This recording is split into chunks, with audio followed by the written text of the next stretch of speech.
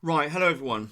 So, Big Nigel has returned, and we may be entering into the grips of Nigelmania. So, what is going on here? Interestingly enough, about 2-3 hours ago now, I sat down in order to make a video about the election, in order to set the record straight about who I wanted to vote for and why. I have already outlined my thoughts on this in a live stream with SJJ, which was very fun and very interesting. But for the sake of historical record, I thought that I should do this on my channel. However, just as I sat down to make this video, I get a message from my friend Anglo's Ferrist, and he says, "Have you seen the news?" And I say, "No, what's happened?" And there it is on Twitter. Big Nige himself announces he's back. He's back. He's going to lead reform. He's going to try to be elected as a member of parliament for Claxton, I think. And so now everything has changed and everything has been turned on its head. Okay, so what is my opinion about all of this? Well, just to give you the conclusion right at the beginning of the video so you don't have to watch the whole thing, I currently, on June the 3rd, am advocating for a vote for the Tory party in the south and a vote for reform in the north. Now, let me clarify what I mean by that. Basically, earlier on this year, I said I wanted to vote for reform. I did this for many reasons. For a long time, I've supported the Tory party, or at least for a long time, I've advocated for the internet right to get a grip on the Tory party and to figure out how to influence it, figure out how to put it under our thumb, figure out how to bend it to our will. And I've advocated this as the easiest way of getting a grip on the political situation in our country, because, as you know, we live in a first past the post system, which means that usually it is a two-horse race and the country is doomed forever to be led by two major political parties. And that is the way it is. And it is very, very, very, very difficult for a third party to challenge this system. And so the easiest way to influence the system is simply to practice entryism, either by joining the Tory party and forming a caucus within it to bend it to the will, or by using journalists and so on and so forth to get a grip on the MPs themselves to make them do what we want them to do. And we have a much better opportunity of doing this in this country than in America, because, of course, in this country, the Prime Minister himself needs the support of his MPs to continue to be the Prime Minister. In America, once the president is the president, you're stuck with him for 4 years. In this country, the MPs can rebel and get rid of them. So we've seen this with Theresa May. We've seen this with Boris Johnson, and obviously we've seen this with Liz Truss. It's quite unprecedented, actually, to have so many Tory leaders just booted out in succession. So for a long time now, I've been advocating that why don't we get in on this process and make the Tory party do what we want it to do. It's the safest, easiest option. You can do that actually by supporting a third party and using it as a stick to threaten the Tories, which is what UKIP did, which is why we got the Brexit vote in the first place. So that's the game. That's the game in British politics. You can support a third party. By miracle, you might win, but also if it's big enough and it's strong enough, it can threaten the Tories to get to do what you want. But at the end of the day, real power is with the Tories. So why not bend them to our will? And I've expressed this many times, and I've expressed disappointment with the dissident right because they're so stupid and so filled with hatred and so emotional and so angry with the Tories that they can't recognize that they are our natural allies. The people that vote for them and the people that are members of the Tory party are the gammon. They are the people that love England. They love the British Empire. They love the monarchy. They love our traditions. They love our history. They don't really like foreigners. They don't really like transgender people and all of this nonsense. They don't really like woke culture. They are our natural allies. But the internet right, instead of allying themselves with our natural allies, they choose to ally themselves with the rest, with the left. So they ally themselves with Palestinians, they ally themselves with Labour voters and socialists, and they take a very anti-English, anti-Churchill and anti-Tory party and anti-monarchy line, which just alienates our supporters, when really what we should be doing is just bending the Tory party to our will. So this has been my position for a long time. But earlier on this year, I decided to support reform because, as I say, it's a way of threatening the Tory party. Also, I was disappointed when Suella Braverman got kicked out, and I also, my entire audience is just screaming at me saying, oh, vote the Tories, ah. So I thought, you know what, I'll listen to my audience for a minute. Let's rally behind reform. Okay, let's get the ball rolling. There is a chance here. There is an opportunity here. And my plan or my belief was that Nigel would come in, lead the party and lead it to victory. And I figured, you know what, we could just rally the internet right behind reform and behind Nigel Farage, and we could do exactly what we did in 2015, just bully the Tories to make them change, right? In 2015, we bullied the Tories in order to give us a Brexit vote, and perhaps we could use reform to bully the Tories into giving us a no immigration platform, something like this, some major anti-immigration change.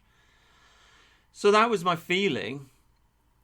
But then, of course, over the last few months, Richard Tice lost the internet vote, in my opinion, by bending the knee to hope not hate and kicking History Bro out of the party. And who knows how big the internet vote is? It could be 1 million people. Nobody knows. But we lost that vote. Then they lost the local elections, and that now the election has been called. They said, well, Nigel Farage came out and said he's not running. And so this has been a massive, massive disappointment. And if Farage himself isn't running, what's the point in voting for reform? So last week I did a live stream with SJJ, and I said, well, I'm just going to vote Tory. I mean, if there's no Nigel Farage, why bother voting for reform? Right? It's dead. I've lost interest. Farage himself came out and said they couldn't win. So I'm just going to vote Tory. So that was my conclusion last week. However, now Nigel has returned. And I just have to say here, this is like absolute 10 out of 10 marks for playing the political game here. Well done, Nigel Farage. This is one of the best moves I've seen in a long time. I don't want to be cynical. Maybe this is genuine on his behalf. Who knows? But whatever the case, whether it is genuine or it is not genuine, it is a brilliant political move. Because first of all, I mean, I expected him to announce that he was going to be the leader earlier on in the year, and he didn't. I was disappointed in that, but I can understand it because maybe he didn't want to be the perennial person in the background trying to get elected, and maybe he wanted to do the big splash comeback and get people excited. So it's like, okay, we'll wait, we'll see if Nigel will return, right? So I can understand that. But then he comes out, says he's not going to run. Everyone's disappointed. Everyone's annoyed. He tours for a week. Everyone's and now he's done a total U-turn, and he said, you know what, I'm going to run and I will be the leader and we have to do this. So now he's taken a position of leadership taking over the party, but he's doing it from the point of view that he's doing it because the people asked him to do it. And it is absolute genius. I love it. I love it. I really do. Because he has he's obtained this brilliant moral high ground of being like an older guy. It's very much like Donald Trump, actually. You know, Trump did come out and say, look, I don't have to be doing this. I'm a billionaire. I could be doing something else. I'm doing this because I love my country. And this is exactly the position that Farage is taking now. He even says it in his interview. He loves working at GB News, and he's got to chuck that in now. I don't actually understand why he's got to chuck in his job at GB News. But anyway, he's taken a position of he was going to go off to America. He was going to do this, that, and the other, like a selfish boomer. But the people of England spoke to him and said, "Why aren't you running?" And they see him as their hero, and he just felt he couldn't let them down, so he's come back. You know, it's brilliant, it's beautiful.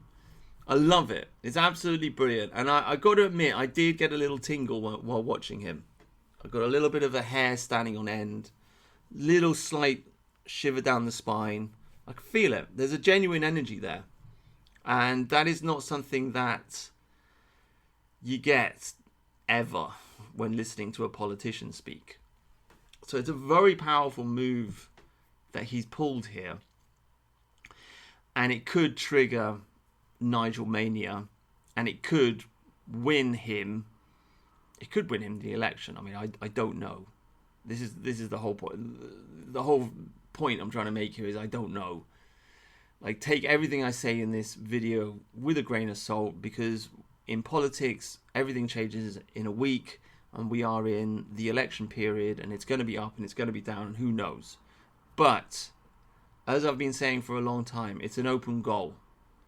Because we are facing a Tory landslide. Sorry, we are facing a Labour landslide. And why? Not because anybody's excited about Keir Starmer, because they're not. Nobody even really knows what his policies are. It's not like Tony Blair. Tony Blair won with a genuine... People wanted change. People thought he was going to do something different. It was genuinely new Labour. It was not the old Labour before. They got rid of Clause 4. So they didn't want to socialise everything. They had embraced Thatcherism, essentially. But it was going to be Thatcherism plus change, whatever that is, progressiveness and something different. So people genuinely were excited about Tony Blair. They're not excited about Keir Starmer. The only reason Keir Starmer is going to win is because everybody's thoroughly sick and tired of the Tories. Because of obvious reasons. They did give us Brexit, but they dicked around for a long time to get it done. And what have we had? Mass immigration and transgenderism. And crime and, a lockdown on top of that. That is what the Tory party has given us. Pakistani gang rape as well, if you think about it, because the Rotherham story broke under a Tory government. All of those grooming gang stories broke under a Tory government. So the Tories have given us mass immigration, transgenderism, Pakistani gang rape, and lockdown. And war in the Ukraine, right? So people are fed up with it. People are sick and tired of it. They're fed up with it. Keir Starmer's going to win, not because he has a brilliant platform, but because people are just fed up with the Tories. And also I think there's a natural kind of pendulum swing in the British public, in that this is just group psychology. It's like, we've done this party for 14 years, let's just do something different, right? I think the parties know this as well. They can feel it. You know, people are sick, they want to change, they just like do anything. So Keir Starmer has been slated to win, not because he's exciting or interesting like Tony Blair was, but just because everyone hates the Tories. So it is an open goal. Just waiting for a charismatic leader like Nigel Farage to stand up to take control and kick the ball in the back of the net, basically. And I've been saying this for a long time. Been saying it for a long, long time. If ever there was going to be, in our first past the post system, with a two-party system, if ever there was going to be a situation in which a third party just smashes the entire political system and transforms the country, this is it. And Farage is the only man to do it. Because nobody's heard of Reform, and nobody's heard of Richard Tice, and nobody's heard of Lee Anderson, to be quite honest with you. I mean, we've all heard of him because we're on the internet talking about this stuff. But you go and talk to ordinary people on the street. I know a guy who I used to work with. He's fed up with the immigration. He's never heard of Reform, though. He's never heard of Lee Anderson. He's never heard of Richard Tice. And I was telling him, oh, you got to vote for Reform. And he's like, oh, I'll look into it. But he's heard of Nigel Farage. He's heard of Nigel Farage. Everyone knows who Nigel Farage is. Pretty much. Maybe some of the Zoomers don't. But anybody above the age of 25, right, knows who Nigel Farage is. He is a household name. He is Mr. Brexit. Apparently he's popular on TikTok. And so I've been saying for a long time, like, why doesn't this guy just... I mean, I remember having the conversation with Anglos Ferris. Why doesn't this guy just stand up, kick the ball in the back of the goal, smash the entire system, win everything, boom. Why doesn't he do it? Said he didn't want to do it. Massive disappointment. I thought I was going to vote Tory. Now Nigel Farage has come back. And he genuinely has a chance to win this. I think we're going to see in the next few days, I think we're going to see the entire internet rally behind him. It's going to be very, very interesting to watch it happen. I can almost guarantee Sargon is going to be on board. In fact, let's just have a look. Yeah, it looks like Sargon is on board. Looks like Connor Tomlinson is on board. Let's have a look, actually. Let's just pause this video right in the middle and browse Twitter. Yeah, so just had a brief browse. I can't see what Academic Agent is saying because he's blocked me, but it will be very interesting to see him exposed as a zero seats doomer that he is. Morgoth, no comment. Millennial Woes posts a picture of Nigel Farage and then immediately recants it, saying, you know, an epic picture of Nigel Farage like winning and conquering everything, just a AI meme, and then he recants it immediately, saying, no, I don't really believe this, I posted it as a joke. So there you go. Like, these people just cannot rally behind the flag. They cannot rally behind a charismatic leader. They can't do it. I don't know what AA is going to say, our new leader of the dissident right, our Iranian Duma accelerationist who loves Tony Blair, leader of the online dissident right. I've got, you know, the guy who apparently is representing us to Jacob Rees-Mogg now, right? The guy who chants zero seats. I got no idea what he's going to say, but I've got no idea what he has said because he's blocked me. But I can pretty much guarantee he'll just say, "Or don't vote for Nigel Farage." I can pretty much guarantee it because they are psychotic accelerationist doomers. So the ethno-nats probably won't rally behind Farage. The civ-nats, you know, Sargon's gang, probably will. And maybe, I don't know, maybe, as I say, a lot can happen in politics in a week, especially in election season. Maybe Sargon and co will bully Morgoth and co into actually getting on board with Nigelmania. I mean, who knows? But who knows? There must be at least 1 million votes in this on the internet. Probably. Who knows what's going to happen? I reckon everybody's just going to rally behind Nige. I got to say, Connor Tomlinson made a good point that there are a lot of Zoomers out there who are just fed up, pissed off. They know they don't have a future, and they like Nigel. They kind of like him. They think he's cool. They don't really know much about politics, but they think Nigel is cool and charismatic, and maybe they will just go out and vote for him just because fuck it. So you could see a boomer-zoomer coalition here. You could see epic things. So why aren't I more excited? Why am I not more excited? Why am I not saying, this is it, vote Nige, you know, all hands on deck, let's go. I'm slightly hesitant here because Nigel Farage himself has come out and said he doesn't really believe he can win.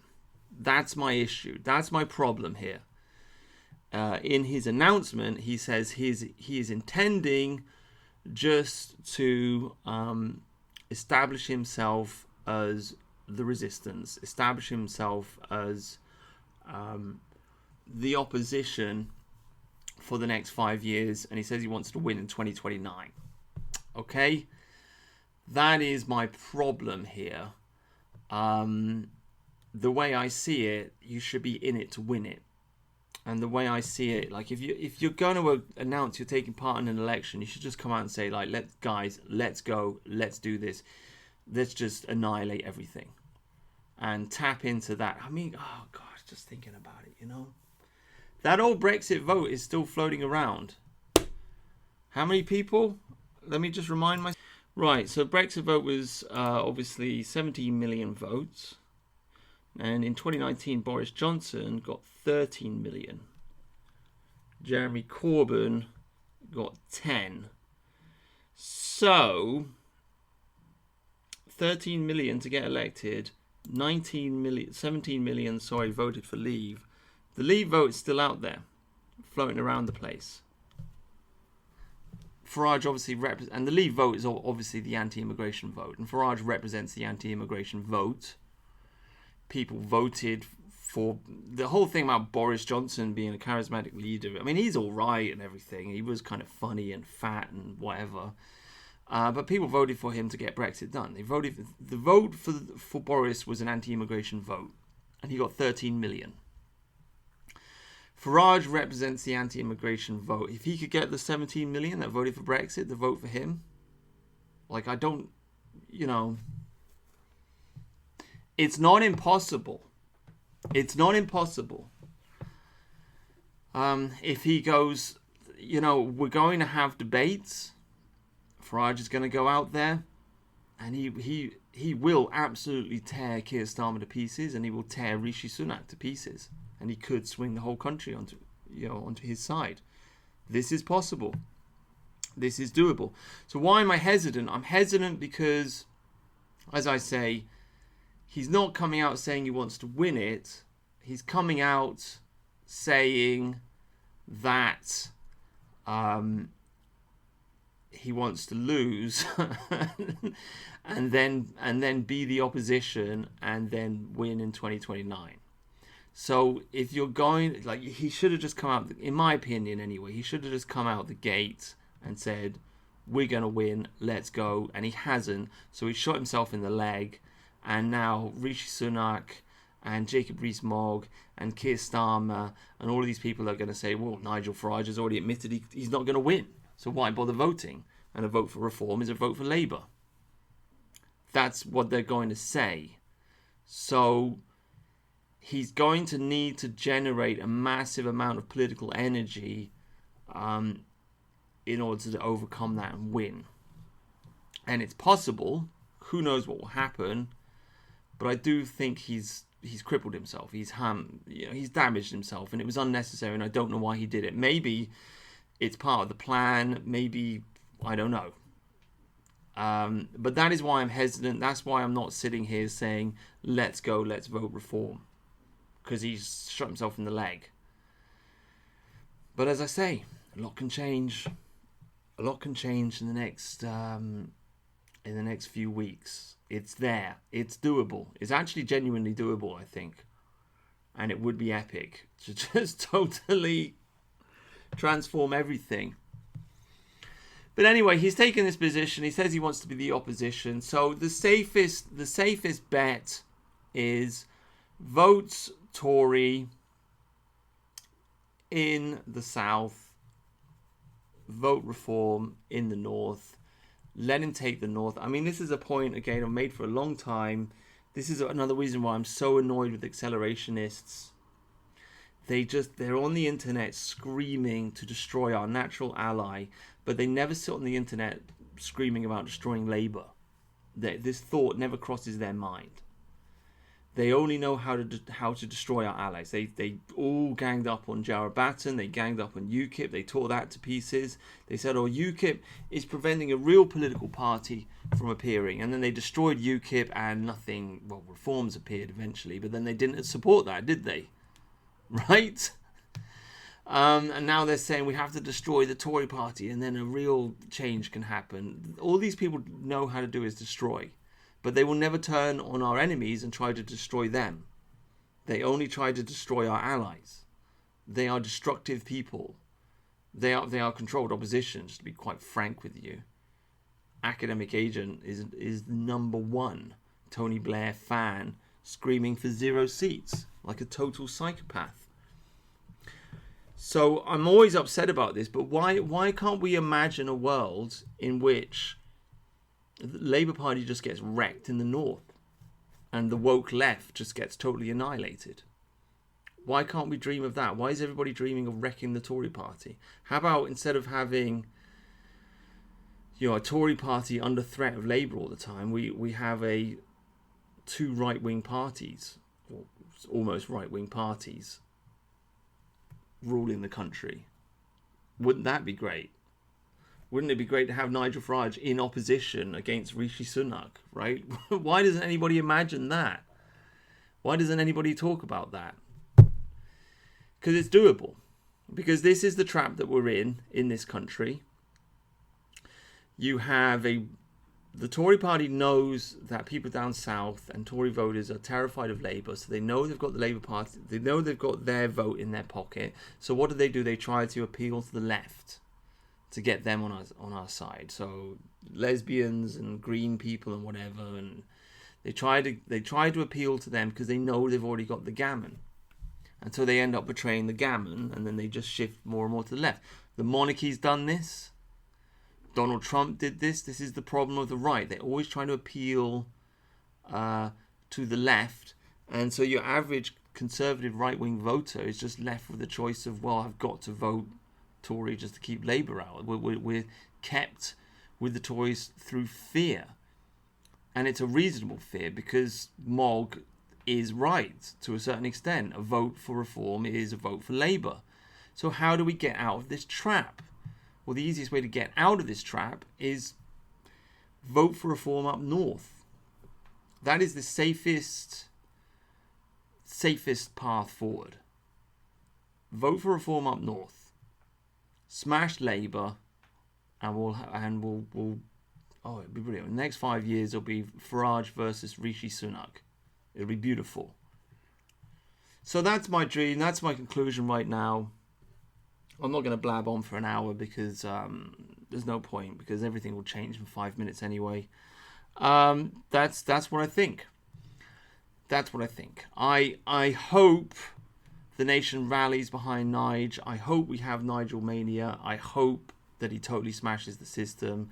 But as I said, he himself has said that he's not going to win. So I just can't bring myself to fully put myself behind him. But as I say, it may all change in a couple of weeks. It may definitely change after the debates. But whatever the case, if it really depends where you live in the country.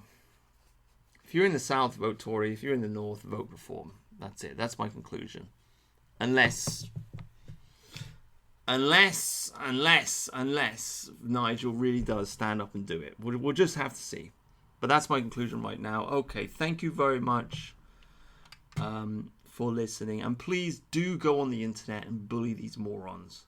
Your AA, your Millennial Woes, your Morgoth, your Horus, your Way of the World, all of these stupid, retarded, depressed, stupid people just sitting there miserably chanting their crappy 0 seats mantra. Can you please just bully these people for their misery? Because Big Nige is back.